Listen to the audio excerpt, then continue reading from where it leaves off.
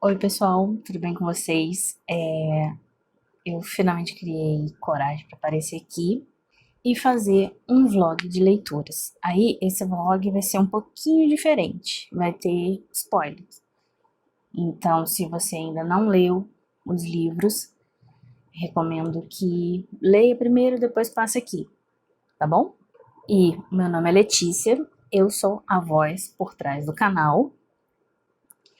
E essa também é uma nova etapa do canal para mim, porque eu não sou de aparecer, de postar em rede social, então por isso que eu fiz primeiro o canal mostrando as minhas artes, as minhas leituras, sem aparecer a cara. E eu resolvi fazer isso porque para me destravar. Então, vamos com calma comigo, tá bom? Até eu me acostumar. E assim, a minha estante tá do lado da minha janela, tá um calor infernal hoje. Eu botei uma flagzinha na reta da câmera para me lembrar de olhar para a câmera e não para a tela. Vocês vão ver aí os primeiros dias de agosto com as minhas três, são as três primeiras leituras. E daqui a pouco eu volto para comentar sobre o livro.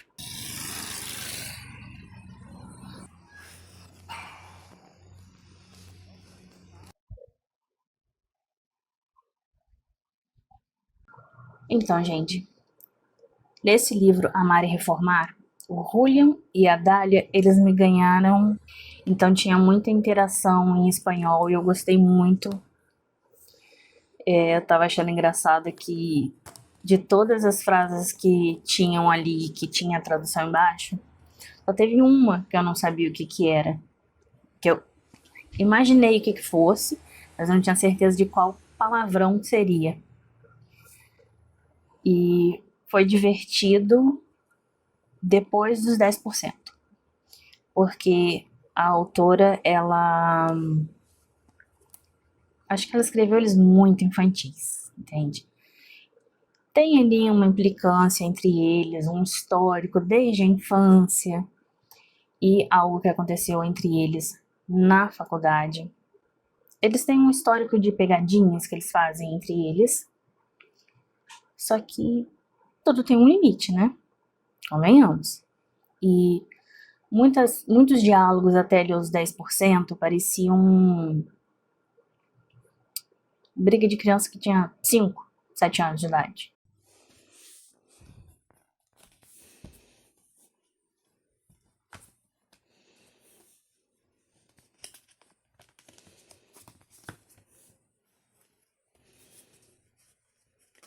Alexa, sintonizar na rádio 101.7 Espírito Santo. Rádio Cultura FM no TuneIn. Welcome to TuneIn.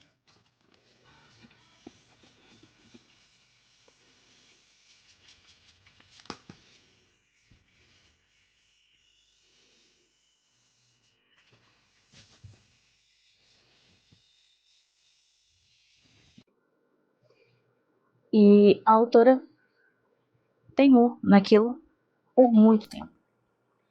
Então, depois de 10, 15%, ela simplesmente esqueceu aquela implicância. Aquela implicância não existia mais. E voltou lá pro 60, 70%, não lembro agora. Ela simplesmente ressurgiu com a implicância quando não tinha por que ter. O livro também, depois que passa esse diálogo entre eles, como se eles fossem duas crianças de 5, 7 anos de idade, o livro vai desenvolvendo um pouco melhor.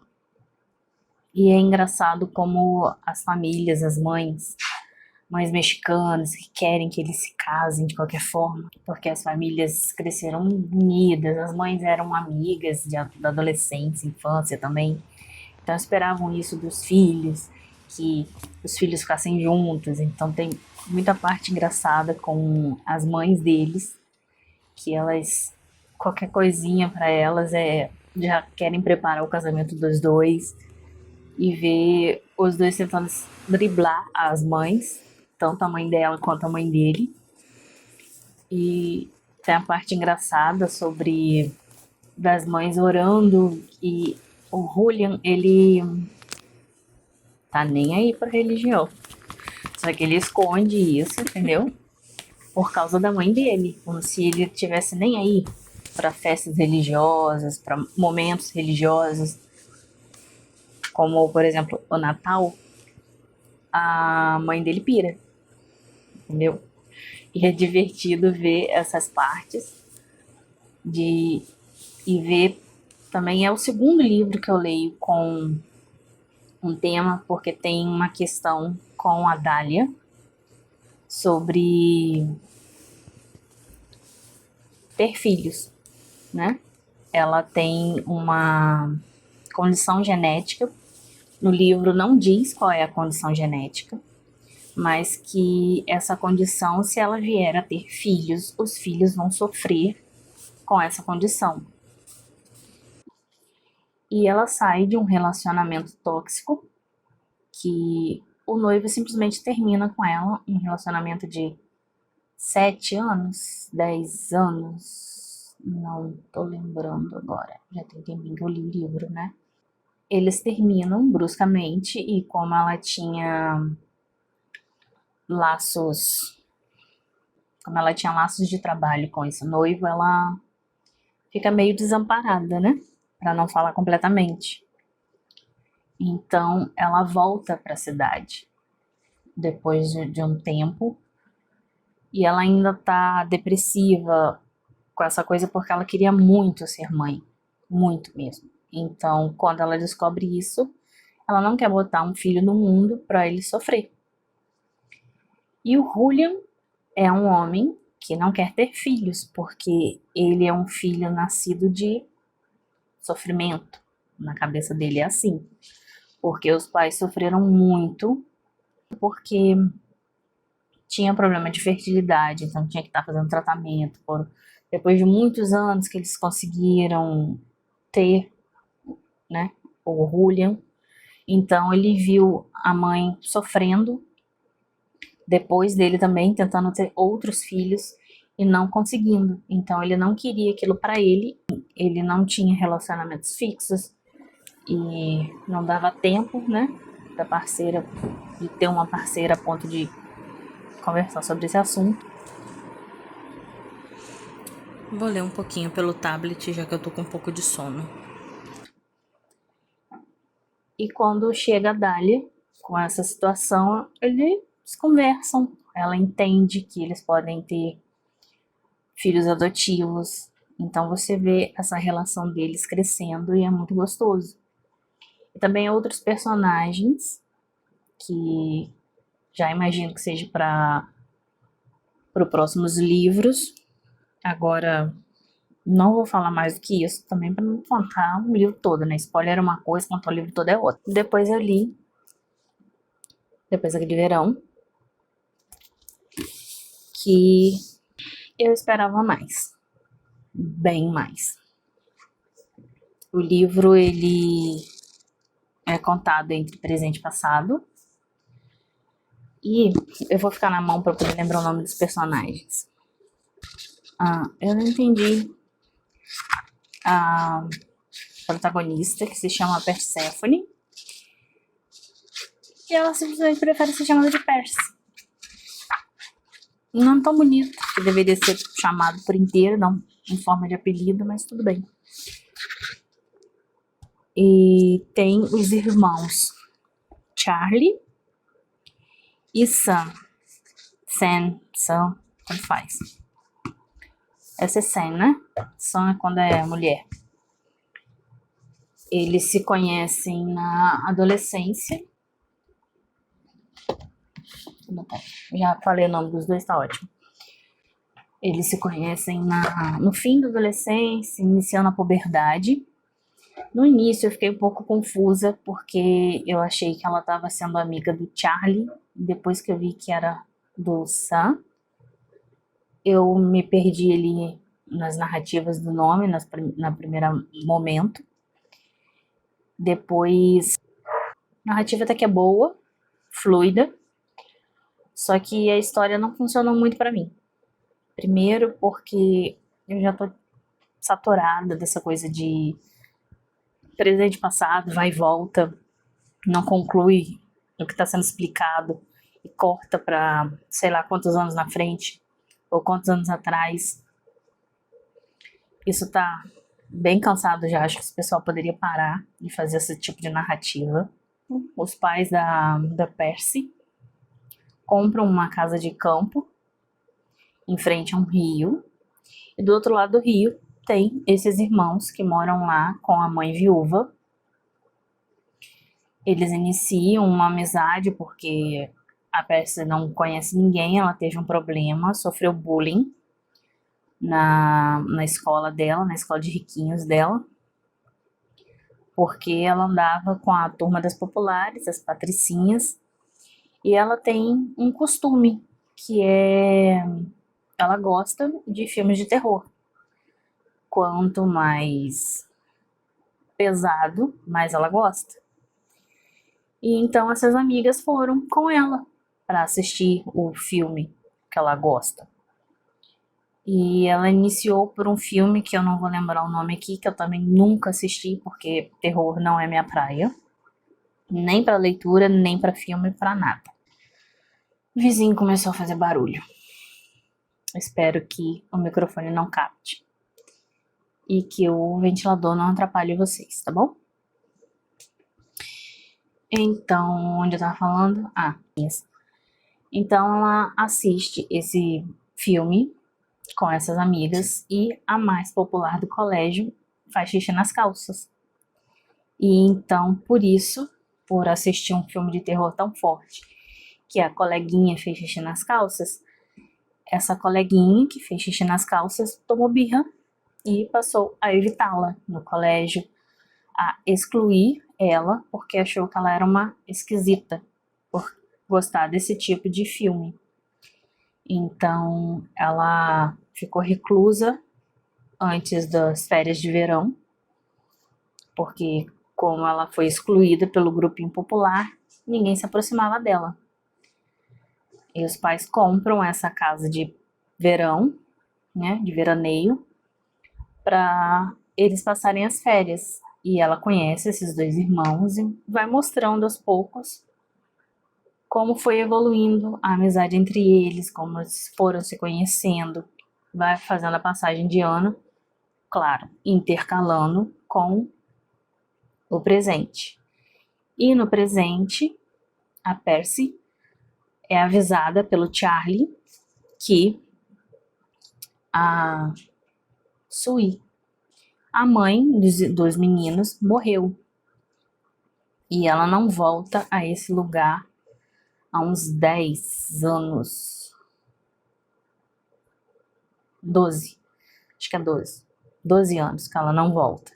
Ela volta para a cidade, para esse velório, enterro, porque ela era muito apegada à mãe dos meninos também, porque ela era tratada como filha. E você vai descobrindo aos poucos o motivo para que ela tenha parado de ir, para que a relação dela com o Sam não existisse mais. E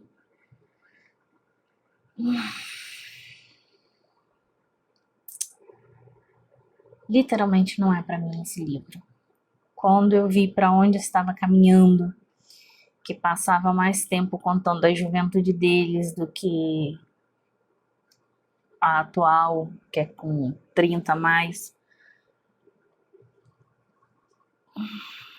Não.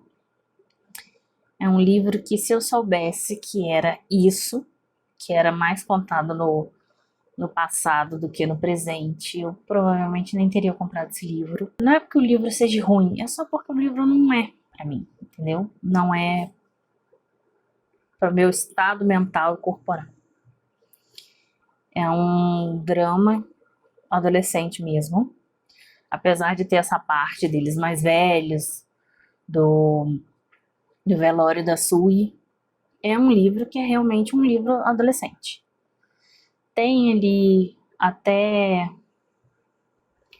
adolescente, mas entre aspas, porque tem hot. tem cenas de pegação, de amasso mesmo. Mas é aquilo bem juvenil. É a pessoa se descobrindo o corpo em desenvolvimento, de, de ser vista, de ser visto. Então tem umas. Se eu tivesse meus 17, um pouquinho a menos, talvez eu gostasse muito desse livro. Mas eu sou uma pessoa, né? 30 a mais. Então, não rolou. Enfim, a próxima leitura, eu tava pensando em iniciar um livro, mas aí eu pensei, eu tenho tantos que eu comecei e não concluí, e eu já tava assim, 2 leituras seguidas que não foram exatamente boas leituras. Então, eu optei por pegar um livro que eu já tinha lido uns 40%, não sei. Na hora que abrir aí, né? Vocês viram aí a porcentagem. Que foi As Irmãs Blue e...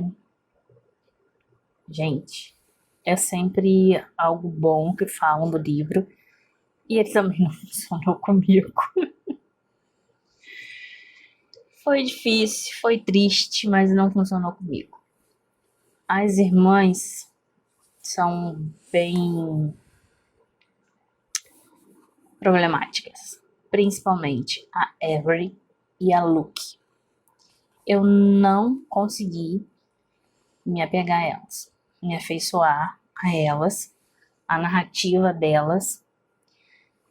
São 2 viciadas, uma em tratamento, mas ainda assim se sabotando.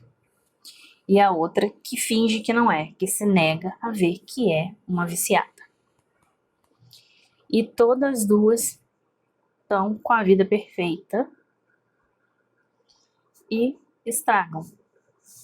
A Avery é a mais velha das 4 irmãs e uma delas são a Avery, acho que é a Bonnie, depois a Nick e depois a Luke. A Lucy, sei lá. E a Nick é a irmã que morre. Então, essas 3 irmãs tentam lidar com esse luto. E tem a questão de que a Bonnie é a que encontrou a irmã morta. Apesar de encontrar a irmã morta, a Bonnie não é tão problemática quanto as outras irmãs. A Avery, ela tá em recuperação, fazendo as reuniões do... Não sei se é o AA ou se é o Narcóticos Anônimos. Provavelmente é dos narcóticos, porque ela é a que utilizava drogas pesadas mesmo. E ela já está casada. A esposa dela quer ter filhos e ela não, porque como ela é a mais velha de 4, ela acabou criando as irmãs, ela acabou passando por essa fase de ser mãe das irmãs, porque os pais não estavam nem aí. O pai é um alcoólatra e a mãe delas não dá a devida importância às filhas, porque ela criou as filhas do jeito que ela foi criada. Então a Evelyn não tem intenção alguma de ser mãe, porque essa questão de cuidar de outra vida, ela já teve 3 para ela cuidar, além da dela. Então ela não quer isso. E a esposa toma essa decisão sem ela. E o que que ela faz? Em vez delas terem uma conversa aberta, ela se acovarda, sai de casa, né? Acaba traindo a esposa. E faz questão nenhuma de esconder, já que ela usa a pílula do dia seguinte e deixa a embalagem num dos quartos da casa. A outra irmã é uma rebelde sem causa. Porque, francamente, eu não tive paciência com a Lucy, com a Luke. A mulher modelo, internacionalmente conhecida, e caga com a própria vida, com a própria carreira. Porque ela tem questões sobre... Ela é muito linda, entendeu? O livro descreve ela como a perfeição em pessoa. Encarnada, em pernas longas, corpo perfeito, e que ela está acostumada a ser maltratada por outras mulheres que não se sentem confortáveis na presença dela.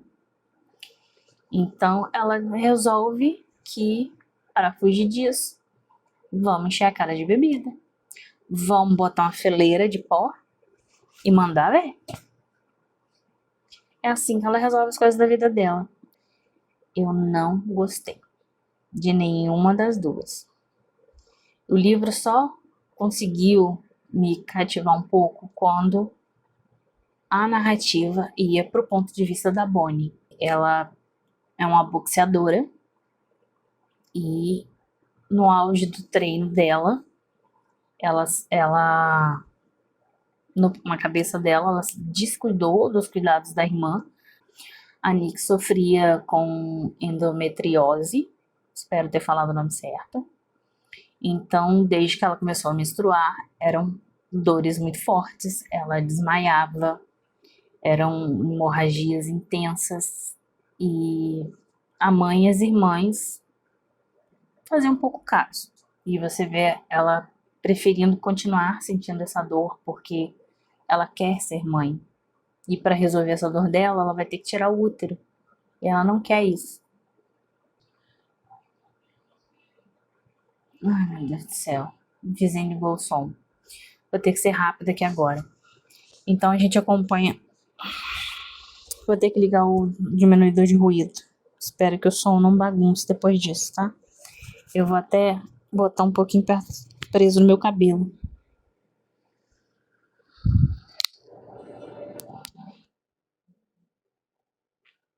Foi? Espero que tenha ido, e que esse som alto não bagunce tudo. Vou ter que fechar a janela. Ele tá botando mais alto ainda. Enfim, a gente vê como a Bonnie se afastou de todos porque ela encontrou a irmã morta. E ela encontrou a irmã morta dias, acho que foram 2 dias, 3 dias antes da luta que ela deveria ter, porque ela precisou ficar no clube, treinando, e a irmã morreu, porque ela não estava em casa no horário que ela costuma estar. Então ela acha, por um tempo, que a culpa era dela, que se ela não tivesse se empenhado tanto na carreira de boxeadora, ela poderia ter evitado a morte da irmã. E então ela abandona o treino, ela não pôde viver o luto dela, porque tinha essa luta, porque era uma luta muito importante, que ela poderia ganhar um novo nível na carreira dela. Joga a toalha, né, na mente dela. Ela desiste de lutar, né, desiste de viver, ela se sente culpada. Então o treinador dela vê essa situação, vê que ela não está lutando para valer, que ela não consegue se concentrar, e ele joga a toalha literalmente, e faz com que ela perca como desistente. Então ela fica com mais raiva ainda, para de treinar, se afasta da família, muda para outro lugar, e depois de um tempo ela volta. Então a gente vê que, além de ser essa perda da irmã, desse luto que ela não pôde viver, dessa luta em que o próprio treinador dela, a pessoa que devia confiar nela, que ela deveria confiar nele, jogou a toalha e interrompeu a luta dela, sem esperar que ela tivesse alguma reação. E também o homem no qual ela se apaixonou. Então a gente vê ela voltando e o quão desajustada ficou a relação dessas três irmãs com a morte da Nick. Eu acabei batendo o pé aí, bagunçou vocês. Ainda assim, a Bonnie, ela seguiu em frente, ela vendo o histórico das três irmãs, do pai e da mãe, ela vai no sentido contrário. Ela se mantém sóbria, ela não bebe, ela não fuma. E a gente vê a relação dessas irmãs tentando se reajustar, tentando transformar o que era um quarteto em um trio, e de como vai evoluindo a situação delas. Foi bom o final. Eu gostei muito dos 50% em diante. Então eu entendo porque as pessoas gostam tanto desse livro, apesar da Avery e da Lucy. Eu tô aqui no meu trabalho, no meu horário de almoço, e eu estou decidindo se eu vou ler ou não no meu horário, porque a sinusite tá atacando. Então eu fico na dúvida se eu leio ou se eu não leio. Eu já entendi, já tá mais que claro que durante a semana não tem como eu ler naquela formatação que eu coloquei no Kindle. Então eu tenho que aumentar a fonte. E aquilo só vai servir pra mim no fim de semana, que é quando eu tô com a mente descansada, que eu não mexi em computador nenhuma. Aí eu consigo. Como no meu trabalho eu mexo muito, fico muito na frente do computador, força muito a minha vista. Então, o ideal é eu evitar aquela fonte.